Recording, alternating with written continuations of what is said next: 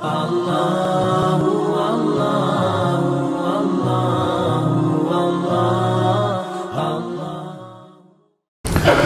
bahasan kita adalah ada kesaksian dalam Al-Quran menjelaskan kepada kita kalau memang namanya Nabi Muhammad SAW tersebutkan dalam Taurat dan Injil. Dan ini sebenarnya sudah cukup buat kita, ikhwan dan akhwat sekalian. Kita nggak butuh lagi dalil yang lain.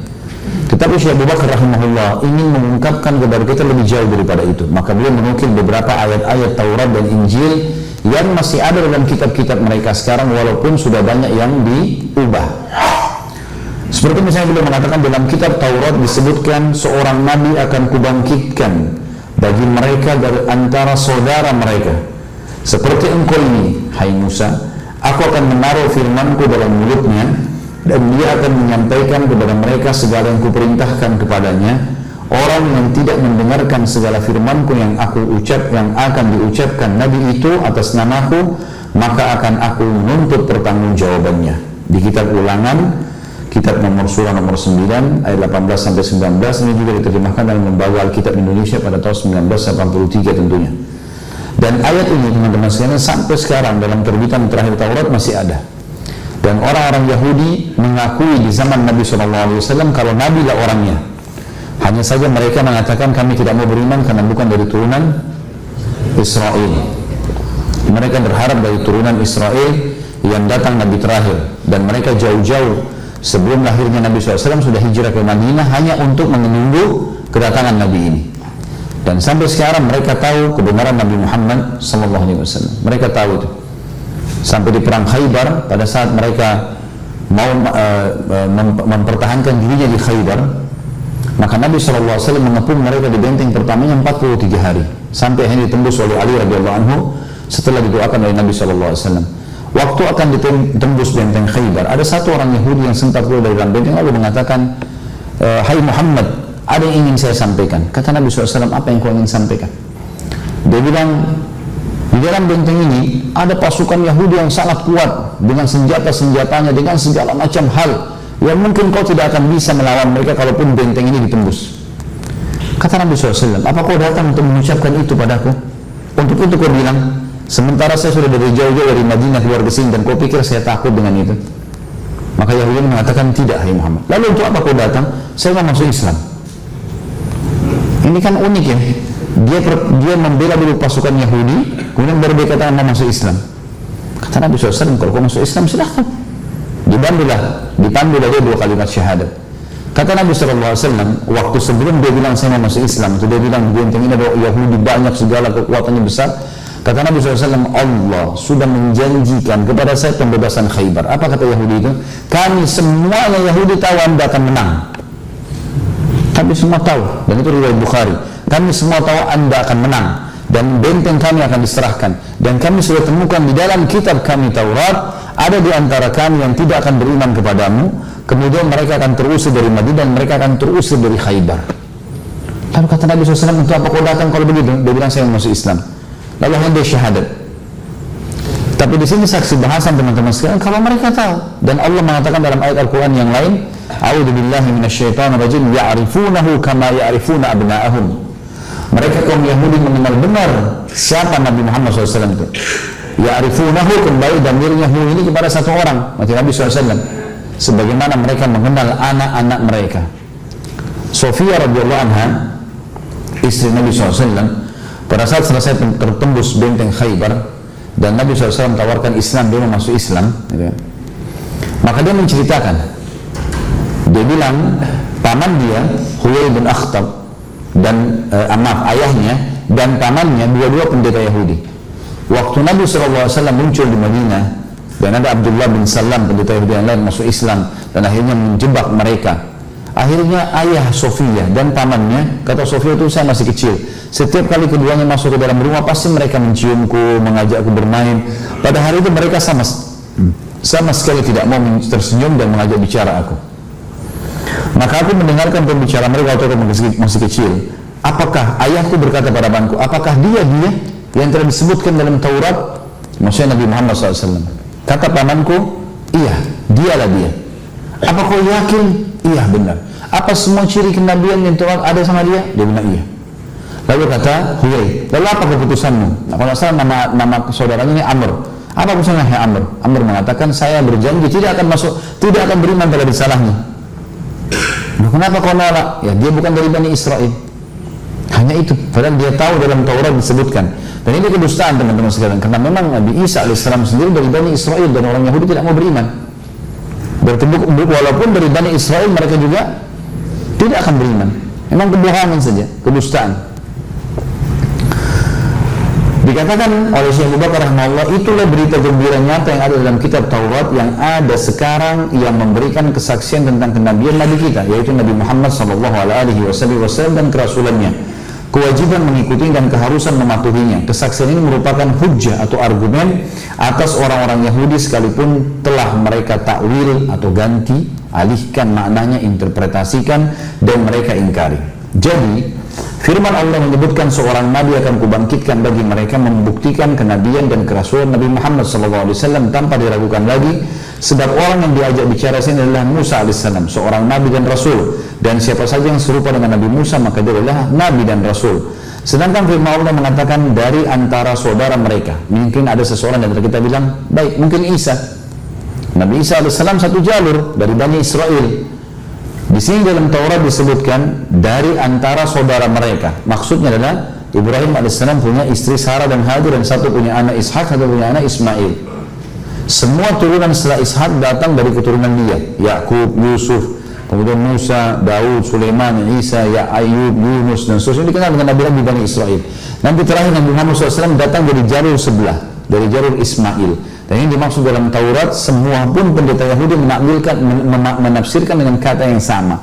Mereka mengatakan dimaksud dengan diantara saudara mereka, maksudnya dari jalur saudara mereka yang sebelah, dari Ismail AS. Sudah sangat tegas bahwasanya maksudnya adalah Nabi Muhammad SAW. Karena dari turunan Ismail nggak ada lagi. Tidak ada yang datang Nabi dari turunan Ismail kecuali Nabi Muhammad SAW. Sedangkan firman Allah firman Allah di sini dalam Taurat dikatakan, aku akan menaruh firmanku dalam mulutnya, tidak pas kecuali kepada Nabi kita Nabi Muhammad SAW, karena beliaulah yang membacakan firman Allah dan menghafalnya, yaitu Al-Quran Al-Karim. Kemudian firmannya, ia akan menyampaikan kepada mereka segala yang kuperintahkan. Juga sebagai bukti lain, sebab Nabi Muhammad SAW telah membicarakan tentang masalah-masalah gaib yang tidak pernah dibicarakan oleh seorang Nabi pun sebelum beliau. Beliau telah membicarakan apa-apa yang telah terjadi dan apa-apa yang akan terjadi di hari kiamat kelak. Artinya gini, semua nabi-nabi menyampaikan tentang adanya Dajjal keluar, tapi tidak selengkap informasi yang disampaikan oleh Nabi SAW. Kita kalau lihat hadis-hadis Nabi dan kita lihat buku-buku hadis lengkap, dari bab turunnya wahyu sampai ke bab masalah tanda-tanda hari kiamat, sampai ke masalah surga dan neraka, semuanya detail. Tidak ada sesuatu yang kita cari tentang kehidupan kita di dunia dan akhirat kecuali kita temukan dalam keterangan Al-Quran dan Sunnah. Disebutkan juga dalam Taurat sebagai berikut, hai Nabi, sungguhnya kami mengutus kamu sebagai pembawa berita gembira, pemberi peringatan dan pelindung bagi orang-orang yang ummi atau buta huruf. Dan ini istilah bagi orang-orang yang ada di Mekah pada saat itu. Engkau adalah hamba dan utusanku, aku menamaimu Al-Mutawakkil, tidak berperangai kasar dan tidak pula keras hati, tidak pula bersuara keras di pasar-pasar dan tidak membalas keburukan dengan keburukan, akan tapi memaafkan, berlapang dada dan mengampuni. Dan Allah sekali-kali tidak akan mencabut ruhnya, mewafatkannya, sehingga dengannya Allah menegakkan agama yang telah menyimpang itu, di mana ia menyeru agar umat mengucapkan tidak ada Tuhan yang berhak disembah selain Allah. Jadi kalimat la ilaha illallah dalam kitab Taurat dan Injil ada nyata sampai sekarang. Dan di museum-museum di Eropa sekarang, termasuk di Inggris, termasuk di Spanyol, banyak gambar-gambar yang mereka pasang Maryam alaihissalam, dilukis dan dinukil dari zaman dulu kerajaan-kerajaan Romawi. Dan kalau diperhatikan baik-baik kita akan temukan di kudung Maryam dalam lukisan itu ada kalimat la ilaha illallah dalam ukiran kaligrafi bahasa Arab. Dan itu gambar sudah lama disimpan di museum, sudah ribuan tahun umurnya. Dan ini menandakan memang kalimat-kalimat ini bukan kalimat yang asing gitu. Lalu dengannya Allah membuka mata yang buta dan juga telinga yang tuli serta hati yang tertutup. Ini tentu disebutkan dalam riwayat Bukhari ya. Ini hadis riwayat Imam Bukhari. Tapi Imam Bukhari rahimahullah mengambil hadis Nabi SAW yang menukil, Nabi sendiri menukil dalam Taurat, mengatakan dalam Taurat ada tulisan seperti ini yang membuktikan tentang kenabian saya. Disebutkan juga di dalamnya mereka membangkitkan cemburuku dengan sebab kecemburuan Allah. Mereka menimbulkan sakit hatiku dengan berhala mereka. Sebab itu aku akan membangkitkan cemburu mereka dengan sebab kecemburuan suatu umat, dan akan menyakiti hati mereka dengan bangsa yang bebal. Ini disebutkan dalam kitab Bilangan dan seterusnya. Tentunya kita tidak membutuhkan semuanya teman-teman, tapi ini ya hal informasi tambahan. Dikatakan oleh Syekh Abu Bakar rahimahullah, ungkapan dengan bangsa yang bebal atau jahil atau bodoh adalah jelas bahwa yang dimaksud adalah bangsa Arab. Karena bangsa Arab merupakan bangsa yang jahil sebelum Nabi Muhammad SAW diutus. Orang-orang Yahudi pun menyebut bangsa Arab dengan sebutan ummiyun atau bangsa yang tidak mengenal baca tulis. Sebagaimana disebutkan juga di dalam Taurat, tongkat kerajaan ataupun lambang pemerintahan tidak akan beranjak dari Yehuda dari antara kakinya sampai datang yang berhak atasnya, maka kepadanya akan takluk bangsa-bangsa. Siapapun orang yang ditunggu-tunggu oleh umat manusia, siapa lagi atau siapakah orang yang ditunggu-tunggu oleh umat manusia selain Nabi Muhammad alaihi wassalatu wassalam? Apalagi bangsa Yahudi yang sangat menunggu-nunggu kedatangannya berdasarkan pengakuan-pengakuan nyata mereka. Akan tapi iri hatinya atau rasa dengki yang menghalangi mereka untuk beriman dan mengikuti ajarannya. Allah telah menjelaskan hal itu dalam Al-Quran dan firman-Nya dalam surah Al-Baqarah ayat 89. A'udzu billahi minasyaitonir rajim. Wa kanu min qablu yastaftihuna 'alal ladzina kafaru falamma ja'ahum ma 'arafu kafaru bihi fala'natullahi 'alal kafirin. Padahal sebelumnya mereka di sini maksudnya orang-orang Yahudi, mereka biasa memohon kedatangan Nabi untuk mendapatkan kemenangan atas orang-orang kafir. Orang-orang kafir dalam ayat ini maksudnya adalah orang-orang asli Madinah. Jadi orang-orang Yahudi pada saat tiba di Madinah untuk menjaga keamanan mereka, ini cirinya orang-orang Yahudi selalu begitu. Mereka mengadu domba dua suku Arab asli Madinah yang masih menyembah berhala, yaitu Aus dan Khazraj. Yang nanti setelah masuk Islam namanya Ansar. Ini diadu domba oleh orang Yahudi supaya berantem, bunuh-bunuhan. Kata mereka pada orang-orang Ansar ini, orang-orang Aus dan Khazraj, nanti akan buat nabi terakhir di sini, dan nabi terakhir itu akan kami akan beriman padanya, dan pada saat kami beriman kami akan memerangi kalian sampai kalian terbunuh seperti peperangan antara Ad dan Iram. Ini tentu dua suku yang terkenal. Mereka suka berperang, dan kalau berperang itu pasti dalam pasukan bisa habis semua terbunuh baru mereka bubar gitu. Ini bahasa mereka. Maka Allah ceritakan, padahal sebelumnya, maksudnya sebelum datangnya Nabi Muhammad SAW, mereka itu orang Yahudi biasa memohon kedatangan Nabi kepada Allah untuk mendapatkan kemenangan dari orang-orang kafir penduduk asli Madinah sebelum diutus Nabi Muhammad SAW. Maka setelah datang kepada mereka apa yang telah mereka ketahui Nabi Muhammad SAW, lalu mereka, si orang-orang Yahudi, ingkar kepadanya. Maka laknat Allah lah atas orang-orang yang ingkar itu. Jadi mereka tahu benar. Makanya pada saat Bai'at Aqabah, kalau teman-teman ikuti di YouTube tentang masalah ceramah sirah, saya sampaikan masalah itu. Jadi Bai'at Aqabah ini ada 12 orang datang dari Madinah dan akhirnya mengikrarkan syahadat di hadapan Nabi SAW di musim haji. Pada saat mereka mendengarkan ceramah Nabi SAW, mereka mengatakan, kayaknya orang ini yang sering disebutkan oleh orang-orang Yahudi di Madinah. Orang ini dimaksud nih. Kenapa kok ada orang yang mengaku Nabi dan di Mekah sebagaimana orang Yahudi sebutkan, dan dia mengajak kepada tidak musyrik, tidak ini, tidak boleh zina, tidak boleh dusta dan seterusnya. Berarti ini orangnya nih. Ayo kita beriman sebelum Yahudi beriman, agar Yahudi tidak memerangi kita sebagaimana yang selalu mereka gembar-gemborkan. Maka berimanlah orang-orang asli Madinah pada saat itu.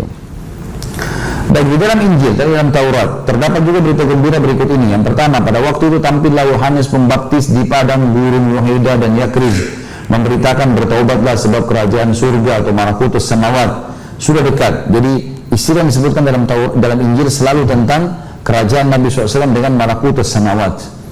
Jadi ini kerajaan dari langit langsung dipandu gitu. Malakutus samawat di sini maksudnya adalah isyarat kepada Nabi Muhammad SAW, dan ini merupakan kabar gembira tentang dekatnya waktu kenabian beliau, sebab beliaulah yang menguasai dan memutuskan segala masalah dengan hukum-hukum dari langit. Jadi pada saat perang Tabuk, kalau teman-teman ikuti ceramah saya tentang perang Tabuk, panjang lebar saya jelaskan, di perang Tabuk itu wilayah Romawi dan jauh dari Madinah, sekarang sekitar 1000 km dari Madinah, jauh sekali. Nabi SAW keluar membawa pasukan pada saat itu menuju ke Tabuk dan ingin melawan Romawi yang merupakan kerajaan terkuat pada zaman itu. Tapi apa yang terjadi? Kaisar Romawi tidak mau keluar. Semua pendeta sepakat mengatakan jangan hadapin orang ini. Kalau dia betul Nabi yang telah disebutkan dalam Injil dan Taurat, pasti kita akan dikalahkan oleh dia dan kita akan sengsara selamanya. Lebih baik jangan dihadapi.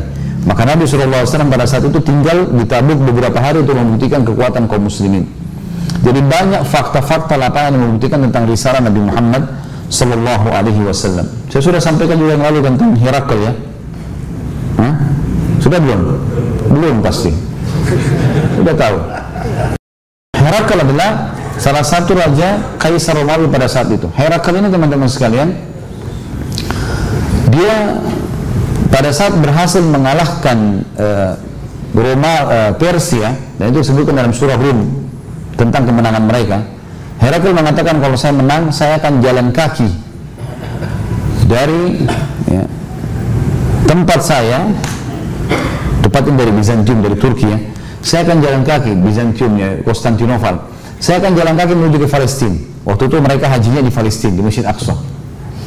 Saya akan menuju ke sana jalan kaki dengan pendeta-pendeta.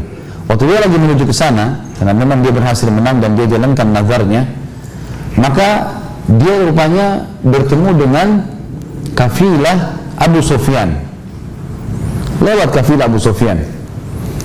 Lalu Herakl sempat mimpi malamnya kalau kerajaannya dia runtuh, hancur.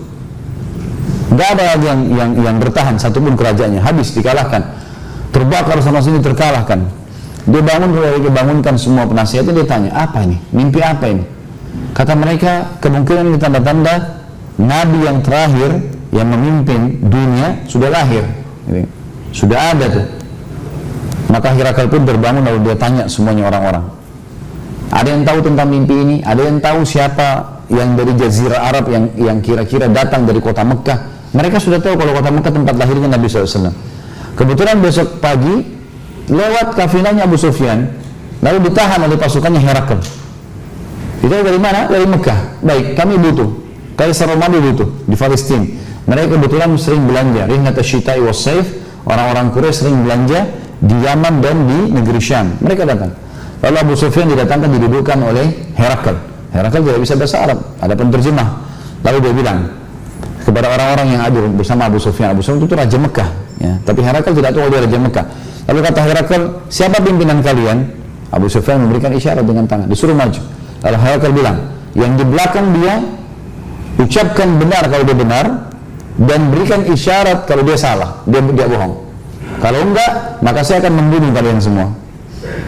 Kata Abu Sufyan, walaupun saya bohong, saya yakin mereka tidak akan mengatakan saya bohong, karena saya raja mereka, dan mereka tahu bahwa kalau di suku kami, di orang-orang Quraisy, aib besar itu bohong. Nggak mungkin seorang tokoh masyarakat lalu bohong gitu.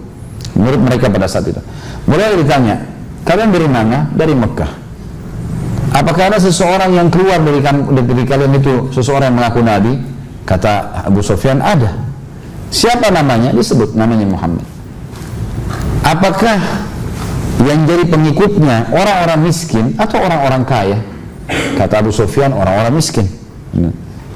Kemudian ditanya, apakah ada di antara kakeknya yang dulu raja atau ayahnya? Kata Abu Sufyan, tidak ada. Cuman orang-orang terkenal di suku. Baik. Kemudian kata Herakl lagi, tanyakan kepada dia, apa ajarannya orang itu? Abu Sufyan mengatakan, dia menyuruh kami untuk meninggalkan menyembah berhala, dia menyuruh kami agar tidak berzina, dia menyuruh kami untuk sholat, dia menyuruh kami segala macam zakat, dan disebutkanlah kebaikan-kebaikan yang Nabi SAW ajarkan. Lalu kata Herakl kepada Abu Sufyan ini, apa yang terjadi antara kalian dengannya? Kata Abu Sufyan, kami memeranginya. Sekali kami menang, waktu itu kebetulan sudah terjadi perang Uhud. Sekali kami menang, sekali dia menang. Gitu kan? Maka kata Herakl, terjemahkan kepada orang ini. Disuruh penjelasan, sampaikan baik-baik. Kalau benar apa yang kau ucapkan itu, yang kau ucapkan benar semuanya apa yang saya tanyakan. Seperti misalnya, apakah sudah keluar Nabi dari kampung kalian mengatakan iya? Siapa namanya? Disebutkan namanya Muhammad. Nama Muhammad disebutkan dalam kitab Injil ada, dalam kitab Taurat ada. Dan saya tanya, apakah ada kakeknya atau ayahnya yang raja sehingga saya bisa mengatakan kalau dia cuma mengejar kerajaan kakeknya ayahnya? Kau bilang tidak ada. Maka itu berarti memang kenabian. Kemudian apa yang diajarkan? Engkau menyebutkan tidak boleh syirik, menyembah selain Allah, tidak boleh berzina, tidak boleh dusta, dan seterusnya. Ini semua ajaran para nabi.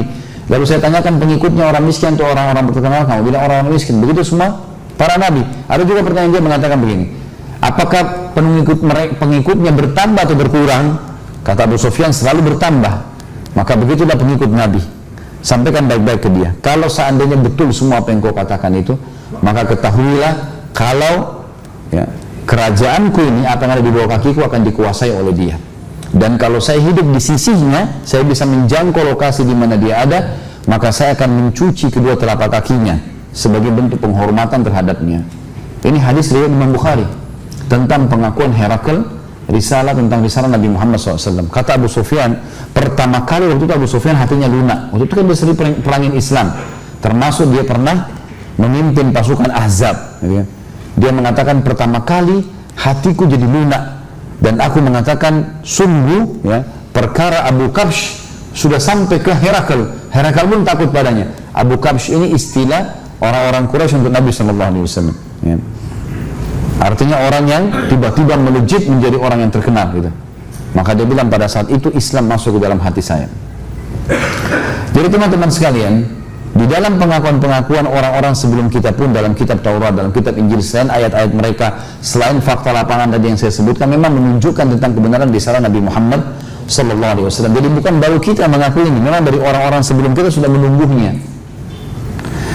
Yang kedua, Yesus membentangkan suatu perumpamaan lain lagi kepada mereka. Katanya, hai kerajaan surga atau malakut samawat, itu seumpama biji sesawi yang diambil dan ditaburkan orang-orang di ladangnya. Memang biji itu yang paling kecil dari segala jenis benih. Tetapi apabila ia sudah tumbuh, sesawi itu lebih besar daripada sayuran yang lainnya. Sebagaimana disebutkan dalam Matius, disebutkan ayat-ayatnya.